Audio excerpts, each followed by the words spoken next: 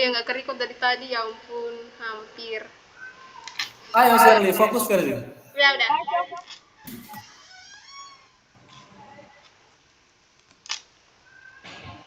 Assalamualaikum warahmatullahi wabarakatuh. Selamat sore. Pada mata kuliah Family Business, di sini kami akan mempresentasikan hasil kerja kelompok kami yang mana pada tugas tentang bisnis keluarga sesuai dengan video yang telah Bapak berikan. Next.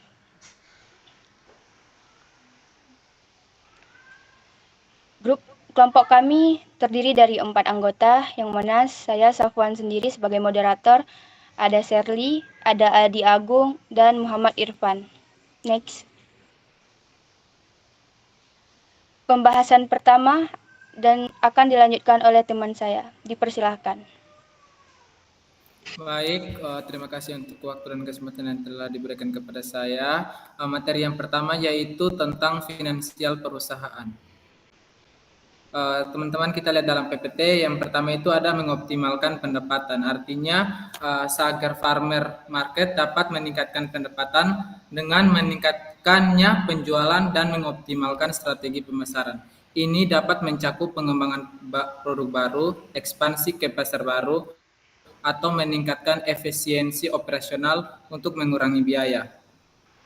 Yang dimaksud dari mengoptimalkan pendapatan itu yaitu di mana si Sagar Farmer itu dia mengoptimalkan strategi pemasaran yang lebih efektif dengan meningkatkan volume penjualan seperti memperluas jangkauan ke pasar baru serta menawarkan produk atau promosi menarik. Yang kedua itu mengembangkan produk baru. Perusahaan yang dikembangkan oleh Sagar Farmer itu dia dapat memperkenalkan produknya melalui layanan baru yang sesuai dengan preferensi pelanggan saat ini. Yang berikut mengelola kas dan arus kas.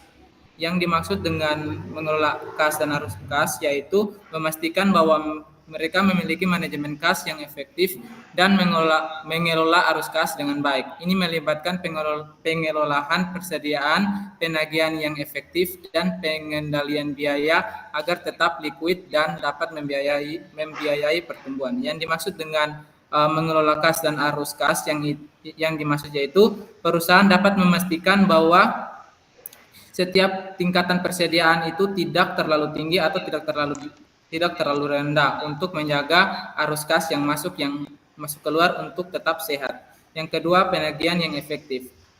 Untuk Sagar Farmer Market dapat menerapkan proses penagihan yang lebih disiplin untuk menerapkan insentif atau diskon untuk pembayaran tepat waktu. Yang berikut, kerjasama dengan lembaga keuangan.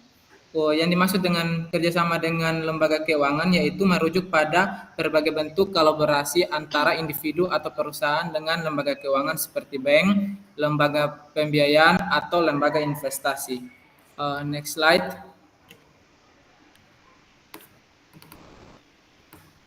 Untuk materi berikutnya saya berikan kepada rekan kelompok. Maaf, bisa slide sebelumnya.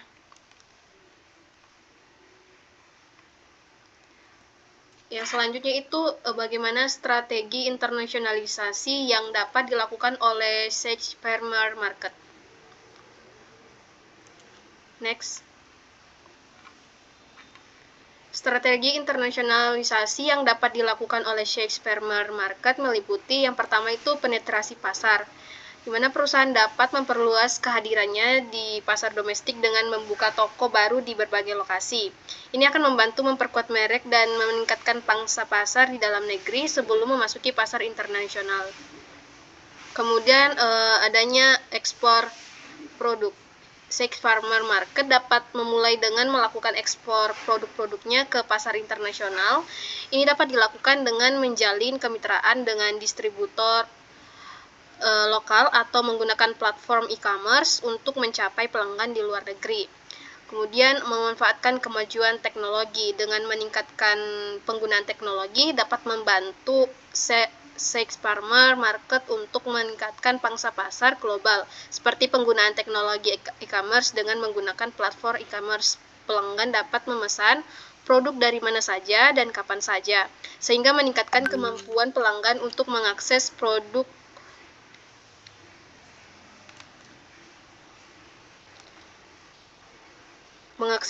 Sex Farmer Market. Next.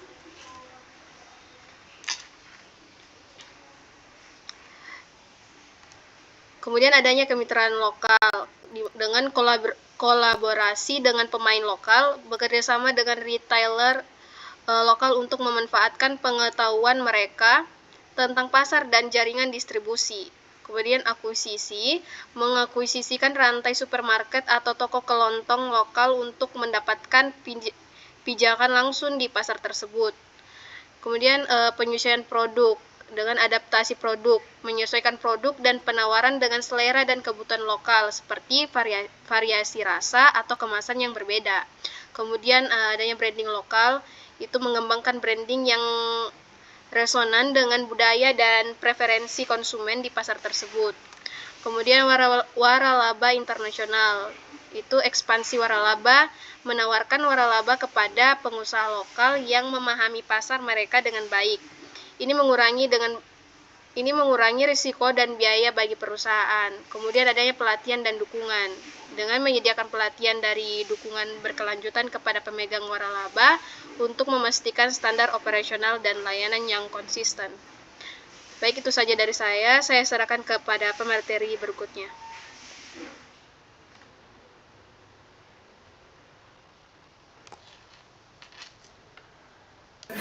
Baik, selanjutnya itu kepemilikan oleh Peter. Ada beberapa faktor saat Peter gabung kepemilikan perusahaan, yang mana sebelumnya itu Peter itu berjualan anggur yang berkualitas tinggi. Tentu saja itu menjadi bahan pertimbangan untuk Peter bergabung. Nah, ini saya akan sampaikan beberapa faktor pendukung untuk apakah Peter cocok bergabung atau enggak. Yang pertama itu keterlibatan dan kontribusi, yang mana pastikan bahwa Peter memiliki keterlibatan aktif dalam perusahaan dan dapat memberikan kontribusi yang berarti. Diskusikan harapan dan peran Peter dalam manajemen dalam pengembangan perusahaan. Yang kedua itu pengetahuan dan pengalaman. Manfaatkan pengetahuan dan pengalaman Peter yang berharga untuk mendukung pertumbuhan dan pengembangan perusahaan. Pastikan bahwa Peter memiliki keterampilan dan keahlian yang relevan. Yang ketiga itu jaringan dan sumber daya. Manfaatkan jaringan dan sumber daya finansial yang dimiliki Peter untuk mendukung rencana pertumbuhan perusahaan. Peter dapat membantu dalam hal penggalangan dana atau koneksi bisnis yang diperlukan. Selanjutnya itu manajemen konflik. Tetapkan mekanisme untuk mengelola konflik kepentingan yang mungkin timbul jika Peter memiliki kepentingan pribadi yang bertentangan dengan kepentingan perusahaan. Jalin komunikasi terbuka dan transparan. Yang terakhir itu perencanaan suksesi, yang mana diskusikan perencanaan suksesi jangka panjang untuk memastikan ada rencana yang jelas untuk kepemimpinan dan kepemilikan perusahaan. Nah, itu beberapa faktor yang mana menjadi pertimbangan untuk menerima atau tidak Peter gabung kepemilikan. Penting Timothy untuk mempertimbangkan apakah Peter akan mendukung atau menghambat perkembangan perusahaan atau tidak. Selanjutnya akan disampaikan oleh teman saya. Seperti yang diketahui, dalam bisnis keluarga itu pastinya perlu tidak keterlibatan keluarga dalam usaha kita. Dan seperti yang dijelaskan dalam video tersebut, bahwasannya ketika bisnis ini telah berhasil dan sudah mencapai tahap-tahap yang sukses dan masih banyak tahap lainnya, pastinya di ujungnya timbullah suatu pertanyaan, apakah pihak keluarga, semua anggota keluarga termasuk sepupu ataukah anak cucu itu diwajibkan masuk dalam, dilibatkan dalam bisnis tersebut. Jadi menurut saya pribadi dan teman-teman saya dalam progres ini, pastinya yang namanya dalam bisnis keluarga itu ada positif dan ada negatifnya. Apabila kita memasukkan keluarga kita dalam bisnis tersebut, pastinya keunggulannya itu terutama status yang dimiliki usaha kita ini sebagai bisnis keluarga itu jelas adanya. Jadi pastinya dari keturunan pertama sampai keturunan selanjutnya itu akan jelas kepemilikan dan terus kekompakan tim. Apabila keluarga kita ini benar-benar memiliki pengertian bisnis yang lebih lanjut. Pastinya kekompakan tim dalam bisnis ini, bisnis keluarga, dan anggota-anggota lain dalam keluarga ini pasti akan kompak dan tentunya bisnis tersebut akan berjalan sebagaimana mestinya. Ada keterlibatan emosional, pastinya dengan adanya keluarga, kalau emang mereka paham tentang bisnis, pastinya apa yang mereka jelaskan dalam bisnis tersebut untuk keberlanjutannya pasti kita akan terima dengan seksama. Dan selanjutnya kontinuitas dan kesinambungan. Nah, pastinya ini adalah beberapa keunggulannya, dan juga selanjutnya kepercayaan dan transparansi. Pastinya dalam bisnis ini kita harus transparan, kita harus jelas kemana arus-arus semua bisnis ini. Terakhir, kemampuan beradaptasi. Pastinya dengan keluarga sendiri, adaptasi yang kita lakukan itu sudah jelas dan kita tidak akan canggung dengan keluarga sendiri. Tapi dalam bisnis keluarga ini juga ada tantangannya. Pertama, seperti konflik kepentingan. Terkadang kalau kita tidak pintar memilih mana yang namanya kepentingan pribadi dan kepentingan perusahaan, dan kita tidak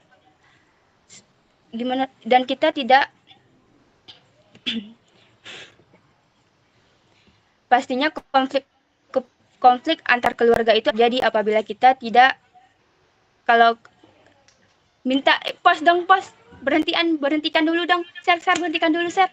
Caranya kayak gimana ya? Kacau nih. Caranya Ntar dipotong aja ya. Sorry. Iya, dipotong aja deh. Aku lagi capek soalnya, sorry. Adi, ngedit Adi. Sorry ya. Bentar. Oke, tapi boleh edit, tapi nanti kirimnya lihat mana? File besar kah? Classroom, nanti kasih link nanti di YouTube. Maksudnya mau sebelum diupload harus edit dulu, Irfan. Ya, setelah mau pandai-pandai kau. Ya dulu. Maksudnya mau dikirim ke saya lihat apa gitu. Nggak usah ini ya. Oh, mak tangannya. Itu Uci, bukan aku. Ya, parah Uci, tanganmu Uci. Orang lagi record, Ci. Itu boleh sih gacuan itu. Oke, lanjut. Gacuan boy. Lanjut, Ser. Udah. Selanjutnya dalam keterlibatan keluarga itu pastinya ada tantangan. Pertama di sini ada tantangannya itu konflik kepentingan, persaingan antar saudara, transisi antar generasi, dan keterlibatan emosional pembagian hasil tanggung jawab. Seperti yang kita ketahui pastinya yang namanya keterlibatan keluarga ini, kalau kita tidak pintar-pintar menggabungkan keluarga kita untuk bersatu dalam bisnis, pastinya setiap orang ini punya ego, sehingga konflik itu pasti akan terjadi apabila mereka kekeh dengan maksud dan tujuan mereka pribadi. Dan juga persaingan antar saudara itu pasti dan jelas adanya dalam bisnis keluarga. Apabila seperti halnya yang terjadi di masa-masa yang sudah kita ketahui, bahwasanya perselisihan antara saudara pertama dan saudara kedua apabila kedudukan mereka tidak disamaratakan. Keterlibatan emosional pembagian hasil dan tanggung jawab. Nah, intinya dalam tantangan ini kita sebagai pemilik perusahaan keluarga ini kita harus pintar-pintar.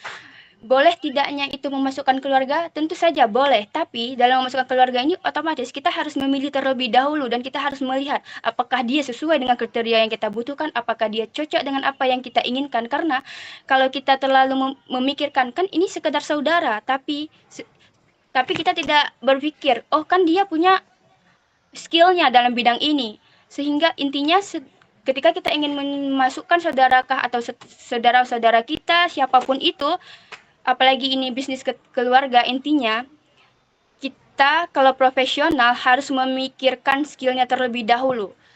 Intinya kalau kita pengen berhasil dalam sebuah bisnis, dan ini termasuk bisnis keluarga, intinya kita tidak hanya melihat dia itu sebagai keluarga, tapi kita benar-benar melihat dia itu cocok atau tidaknya untuk bisnis kita, karena keberhasilan bisnis itu juga tergantung keterlibatan orang-orang di dalamnya. Mungkin ini cuman sekian yang dapat kelompok kami sampaikan, kurang lebihnya kami mohon maaf. Terima kasih.